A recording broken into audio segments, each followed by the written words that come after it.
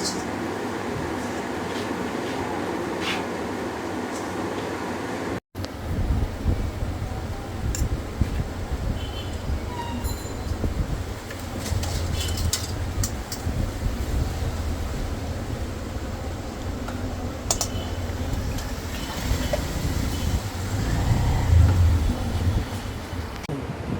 বাটিটা সবাই পছন্দ করে, এর মূল। আর এর সাথে খাওয়াটা যখন বাটির দেয়, বাটিটা কিন্তু গোল, যখন সব কিছু দেওয়া হয় তারপর এটা একটু মাখা দিলে, ঘুরিয়ে দিলেই সব মিক্স হয়ে যায়। আর বিশেষ করে বাটিটা পছন্দ করে। আর এখানে পাওয়া যায় ঘোল মুড়ি চিড়া দধি, ঘোল মুড়ি চিড়া দধি, ছানা মাখন, ঘি, টক দই। যেমন প্যাকেজটাই খাইতেছে ভদ্রলোক, এটা 70 টাকা। ওটা আছে দধি, চিড়া, ঘোল মুড়ি, ছানা, এটা। আর আবার কেউ খায় দধি, চিড়া, ঘোল মুড়ি, এটা 50 টাকা। খাবারের মানটা কেমন বা কিভাবে তৈরি করা হয়? তৈরির জায়গাটা তো এখন বন্ধ আছে, ওটা এখনও কাজ শুরু হইবে একটাই। কিন্তু এই যে দধি বানাইছি কালকের, ঘোল আজকে বানাইছি, চিড়া এখন ভিজাইছি এই, হ্যাঁ, ছানা এখন আছে এই।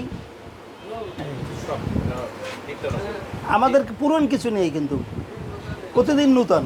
আরেকটা বিষয় জানতে চাচ্ছি, আপনাদের এই দোকানটা নাকি 95 বছরের পুরাতন। জি। এতদিন ধরে এই দোকানটা রাখা হয়েছে? এই দোকানটা যেমন 3 পুরুষ চলে গেছে অলরেডি।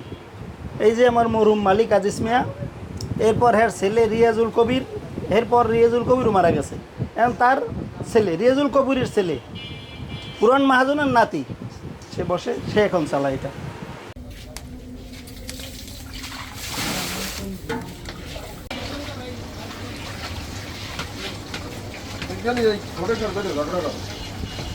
স্পেশাল আসা হইলে এখানে একটু এই অন্তত দধি চিরা খাওয়ার জন্য আসি নিয়ম। এটা আপনাদের কাছে তো বিখ্যাত কেন বা এটা পছন্দ করেন?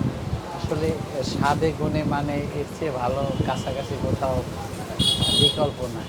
এই জন্য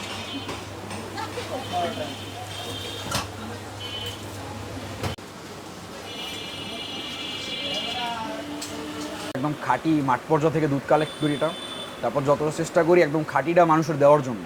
তারপর আমাদের লাকড়ি চুলার বিষয় তো মেন কথা, আমরা লাকড়ি চুলা এটা তৈরি করি, যার একটা লাকড়ি চুলার সব কিছু খাবারের একটা ভালো থাকে, ওইটা চেষ্টা করি। আর গুণগত মান সবসময় চেষ্টা করি ধরে রাখার জন্য, মানে যত কষ্ট হোক আমরা চেষ্টা করি এটা যেন মানুষের কাছে কিছু দেওয়া যায়। যদি এটা 95 যদি কাউন্ট করি আমরা, তাহলে 1930 সাল থেকে আমাদের এটা আর কি স্থাপিত হয়। তো 1930 সাল থেকে আমার দাদার বাবা আজাদ, তারপর দাদা আব্দুল আজিজ, তারপর আমার বাবা রিয়াজুল কবির, তারপর আমরা এখন এই দেখাশোনা করতেছি।